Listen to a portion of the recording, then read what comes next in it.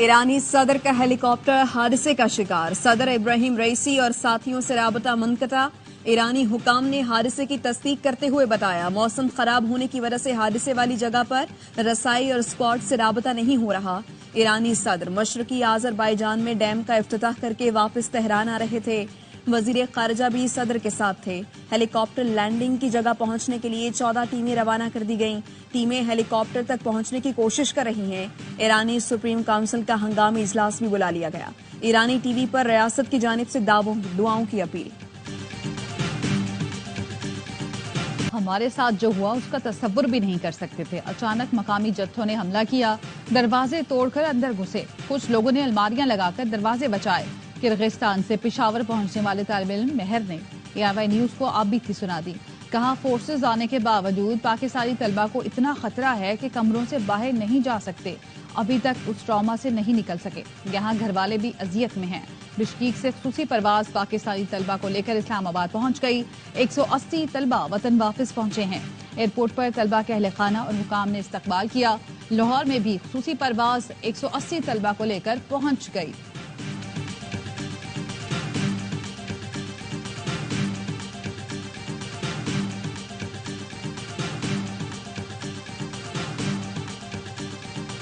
कह रहे हैं कि हालात ठीक हो गए हैं, ऐसे तो हालात कुछ ठीक नहीं हुए। रात को जो उन्होंने वार्निंग दी हुई थी कि वो दोबारा हमला करेंगे, लाइट्स ऑफ करके कमरों में घरों में छुप के बैठे हुए हैं। जिसको जहां देख रहे हैं वहां मार रहे हैं। उन्होंने आज का और कल का अल्टीमेटम दिया हुआ है कि यहाँ से आप लोग निकल जाओ, वरना हम आप लोगों को छोड़ेंगे नहीं। हमें वापस पाकिस्तान बुलाया जाए, क्योंकि हम इधर बहुत हमें तंग कर रहे हैं कि हम यहाँ 32 घंटों से इसी फ्लैट में बैठे हैं।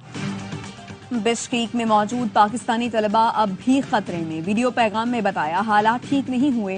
कल रात फिर हमला हुआ, तालिबात पर भी तशद्दुद किया गया।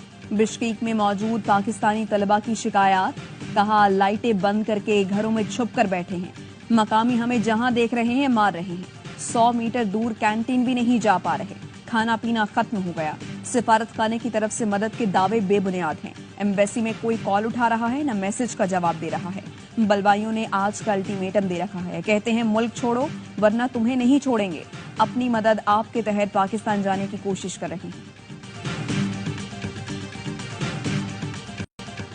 किर्गिस्तान में पुरतशद्दुद वाक़यात के दौरान किसी पाकिस्तानी की मौत नहीं हुई। पेड व्लॉगर्स के जरिए सोशल मीडिया पर पाकिस्तानियों की हलाकत का प्रोपेगेंडा किया गया। नायब वजीर आजम इसहाक डार कहते हैं, 16 जख्मी तलबा में से 4 से 5 पाकिस्तानी हैं। किर्गिस्तान के वजीर खारजा ने यकीन दहानी कराई है, सूरत हाल काबू में है। उन्हीं की दरख्वास्त पर बिश्कीक नहीं गए। वजीर इत्तलात अता तारर ने कहा, अफरा तफरी चाहने वाली सियासी जमात ने पॉइंट स्कोरिंग के लिए प्रोपेगेंडा किया। हर पाकिस्तानी शहरी की हिफाजत हुकूमत की जिम्मेदारी है। किसी पाकिस्तानी को गैर महफूज नहीं होने देंगे।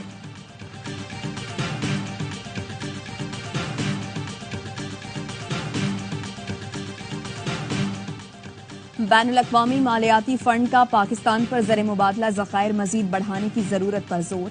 IMF का कहना है, पाकिस्तान को आलमी मार्केट में सरमायाकारी बेहतर बनाना होगी। पाकिस्तान मसनूई तौर पर करंट अकाउंट खसारा कम करने से गुरेज करे। दरामद पर पाबंदियों की वजह से शरह मुबादला हकीकी मायनों में जाहिर नहीं हो रही। इसी वजह से पाकिस्तान का करंट अकाउंट खसारा कम है। पाकिस्तान पर मजमूई कर्जों की अदायगी का बोझ है।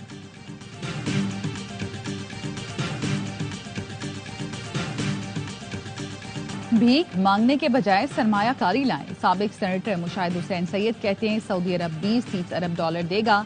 चीन 25 अरब दे चुका है, मजीद भी देने को तैयार है। कुवैत, UAE, कतर, ओमान के जरिए अफ्रीका तक जा सकते हैं। फैसले करने के लिए हिम्मत होनी चाहिए। कौम में जज्बा मौजूद है, लेकिन क़यादत थोड़ी कमजोर है।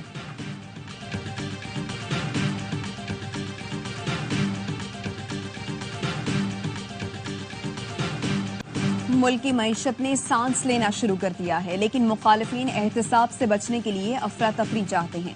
अब तो वो चीफ जस्टिस को दबंग कह रहे हैं। लगता है कुछ अरसे बाद आर्मी चीफ को भी दबंग सिपा सलार कहेंगे। वजीर दिफा ख्वाजा आसिफ का सियालकोट में तकरीब से खिताब। कहा, हमारे मुखालिफिन इक्तदार की हवस में कमर जावेद बाजवा को ताहयात तौसी की पेशकश कर रहे थे। ये मुल्क की सालमियत और खुशहाली के सिवा बहुत कुछ ऑफर कर सकते हैं।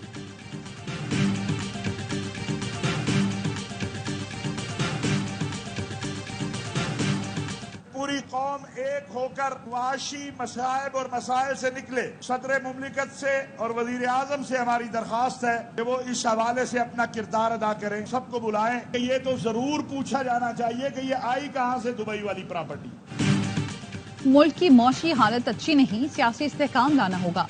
चेयरमैन पाकिस्तान उलमा कौंसिल ताहिर अशरफी का कहना है, सदर और वजीर आजम सियासी इस्तेहकाम के लिए कदम आगे बढ़ाएं। अरब मुल्क पाकिस्तान की तरफ मुतवज्जे हैं, सरमायाकारी करना चाहते हैं। तमाम इदारे हमारे अपने हैं, मिल बैठ कर मसाइल हल करें। दुबई प्रॉपर्टी पर सवाल जरूर पूछा जाए। जिनकी जायदादें हैं वो अवाम के लिए पैसा पाकिस्तान लाए। हम 2-3 अरब डॉलर के लिए IMF से भीख मांग रहे हैं। खैबर पख्तूनख्वा हुकूमत ने भी और पाकिस्तान आर्मी ने भी अपना मौक़िफ़ दे दिया है। हमारा यही कहना था पहले दिन से ही कि ये ड्रोन हमला नहीं था, वो एक एक्सप्लोजिव मटेरियल था उस घर में, उसकी वजह से धमाका हुआ। खैबर पख्तूनख्वा में कोई ड्रोन हमला नहीं हुआ। पाक फौज और हमारा शुरू से यही मौक़िफ़ है, किसी घर में बारूदी मवाद था जिसकी वजह से धमाका हुआ। मुशीर इत्तलात खैबर पख्तूनख्वा बैरिस्टर मोहम्मद अली सैफ कहते हैं, विफाक हमारे सूबे से सौतेली माँ वाला सलूक कर रहा है। हमसे 4 रुपए यूनिट बिजली लेते हैं और अवाम को 64 रुपए में बेच रहे हैं। वज़ीर आला ने अगर सख्त जुबान इस्तेमाल की तो वो दुरुस्त की।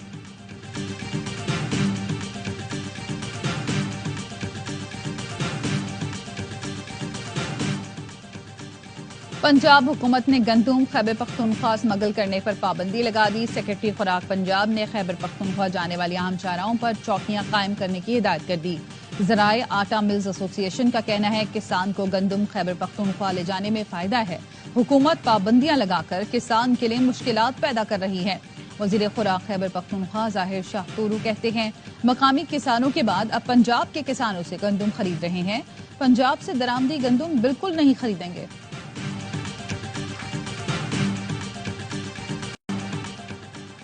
गंदुम थी फिर दरामद क्यों की? हुकूमती कमेटी ने ताहाल रिपोर्ट न दी। मामला तफ्तीश के लिए नैब पहुंच गया। अजहर सिद्दीक एडवोकेट ने नैब को तहकीकात के लिए शिकायत दर्ज करा दी। एआवाई न्यूज की खबरों का हवाला दिया। लिखा, साबिक निगरान वजीर डॉक्टर कौसर अब्दुल्ला ने इंटरव्यू में बताया था 40 लाख मैट्रिक टन गंदुम मौजूद होने के बावजूद मजीद गंदुम दरामद की गई। गंदुम इम्पोर्ट के वक्त captain retired Mohammad Mahmood secretary food security थे। गैर जरूरी गंदुम इम्पोर्ट से मुल्क को 300 अरब का नुकसान हुआ।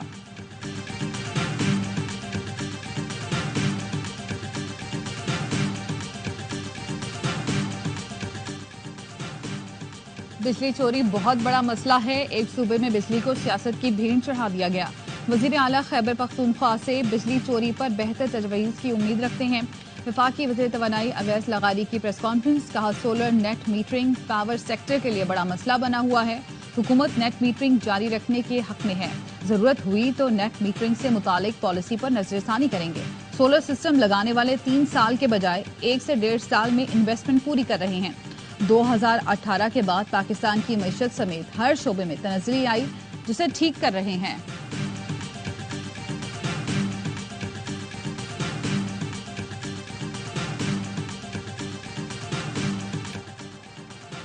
मुल्तान के हल्का NA 148 में ज़िम्नी इंतखाब। गैर हतमी गैर सरकारी नताइज आने का सिलसिला जारी।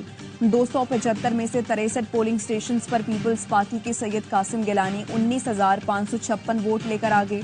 सुन्नी इत्तेहाद काउंसिल के बैरिस्टर तैमूर 10,630 वोट लेकर दूसरे नंबर पर हैं। कौमी असम्बली की नशस्त यूसुफ रजा गिलानी के चेयरमैन सेनेट बनने के बाद खाली हुई थी।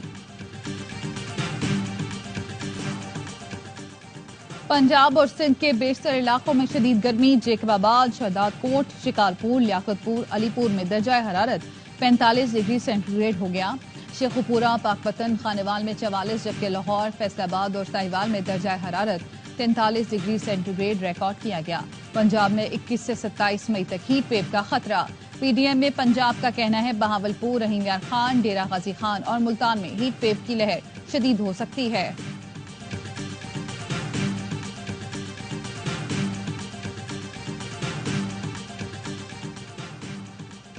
हीट वेव के पेश नज़र सिंध भर में इंटरमीडिएट के इम्तिहानात की तारीख में तब्दीली।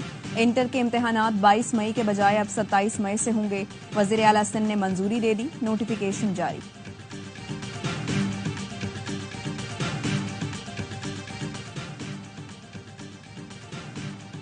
हुकूमत पंजाब ने हितक इज्जत बिल मंजूरी के लिए कल असेंबली एजेंडे में शामिल कर लिया। इजलास का एजेंडा जारी। सरकारी बिजनेस में हितक इज्जत बिल 2024 मंजूर करवाया जाएगा। तमाम सहाफती तंजीमों की जानिब से हितक इज्जत बिल को मुस्तरद किया जा चुका है। ऑपोजिशन का भी बिल की मुखालफत का ऐलान। सहाफती तंजीमों का कल पंजाब असेंबली की सीढ़ियों पर एहतजाज का ऐलान।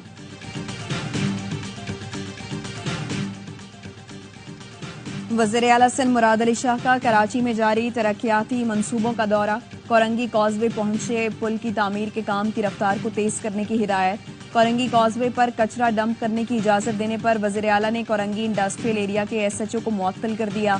वज़ीर आला सिंध का जाम सादिक पुल का दौरा। वज़ीर आला को ब्रीफिंग में बताया गया मई 2022 में शुरू होने वाला मलीर एक्सप्रेसवे मंसूबा 3 साल में मुकम्मल होगा। मेरी बेटी नहीं, आपकी बेटी है, सिंध की बेटी है। पुलिस बोला आज हो जाएगा, कल हो जाएगा, आज हो जाएगा, कल हो जाएगा। कब होगा? 8 दिनों से मैं घूम रहा हूँ इधर, मेरा कोई सुनने वाला नहीं है। कराची के इलाके खियाबान बुखारी में 16 साला मुलाजमा की मौत। लवाहिकीन का काला पुल पर एहतजाज। मुजाहिरीन का कहना है पुलिस कत्ल को खुदकुशी का रंग दे रही है। 4 दिन कबल मुलाजमा के वालिद ने थाना दरख्शा में घर के मालिक और मुलाजमीन के खिलाफ मुकदमा दर्ज कराया था।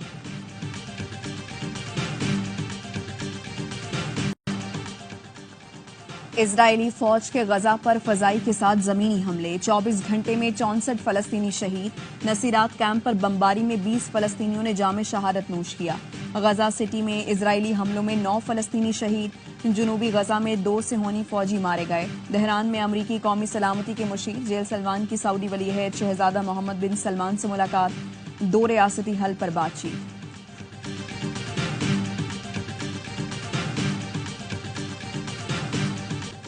दुनिया भर में गजा में इसराइली जाहिरियत के खिलाफ एहतजाज। न्यूयॉर्क में पुलिस मुजाहिरीन पर टूट पड़ी। मुतादिद गिरफ्तार। स्पेन के दारुल हुकूमत मैड्रिड में हजारों अफराद ने मार्च किया। तेल अवीव में मुजाहिरीन ने नेतन्याहू प्राइम मिनिस्टर के पोस्टर्स उठाकर रैली निकाली। पुलिस का मुजाहिरीन को मुंतशिर करने के लिए वाटर कैनन का इस्तेमाल। इसराइली जाहिरियत के खिलाफ लंदन में फिर बड़ा एहतजाज। शुरा का बरतानिया से इसराइल को हथियारों की फराहमी फौरी बंद करने का मुतालबा। गर्मी की शिद्दत बढ़ते ही ठंडे मशरूबात की मांग बढ़ गई। पेशावर में गर्मी की सौगात गोंद कतीरा का शरबत। शहरी ये शरबत पीकर गर्मी भगाते हैं। कराची में गर्मी की शिद्दत बढ़ते ही तरबूज के शरबत की डिमांड बढ़ गई। शहरी तरबूज का शरबत गर्मी से निपटने का बेहतरीन हल और सेहत बख्श करार देते हैं। इंग्लैंड को होम ग्राउंड पर T20 में पहली बार हराने का मिशन। शाहीनों ने सीरीज के लिए कमर कस ली। कौमी स्क्वाड की दूसरे रोज भी प्रैक्टिस। 4 मैचों की सीरीज का पहला T20 बुध को लीड्स में खेला जाएगा।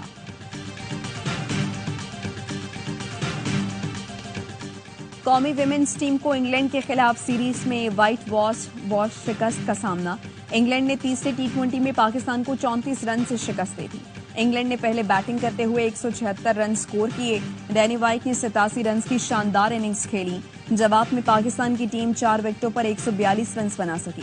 इंग्लिश विमेंस टीम ने सीरीज में 3-0 से कामयाबी हासिल की।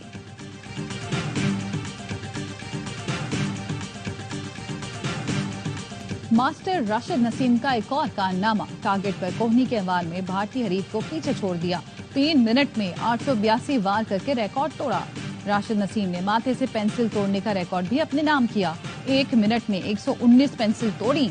कौमी एथलीट ने सबसे ज्यादा यार्ड स्टिक तोड़ने का कारनामा भी अंजाम दिया। आलमी नंबर 1 की A1 परफॉर्मेंस। एगा श्वांतिक ने तीसरी मर्तबा इटालियन ओपन का टाइटल जीत लिया। फाइनल में रूस की सबालेंका की 1 न चलने दी। पोलिश टेनिस स्टार ने स्ट्रेट सेट में फतह समेटी। अलविदाई मैच में गोल किया। फतह पर 80,000 से ज्यादा तमाशाइयों के लिए ड्रिंक्स खरीदी। जर्मन लीग में ब्रोशिया के मार्को रोइस ने आखिरी मैच यादगार बना लिया। खिलाड़ियों और मद्दाहों ने स्टार फुटबॉलर को जबरदस्त खिराजी तहसीन पेश किया। स्टेडियम पीले रंग में रंग दिया। चेल्सी ने लगातार 5वीं मर्तबा विमेंस सुपर लीग का टाइटल जीत लिया। लीग मुकाबले में मैनचेस्टर यूनाइटेड को 6-0 से शिकस्त। मायरा ने 2 गोल स्कोर किए। फतह पर खिलाड़ियों ने भरपूर जश्न मनाया।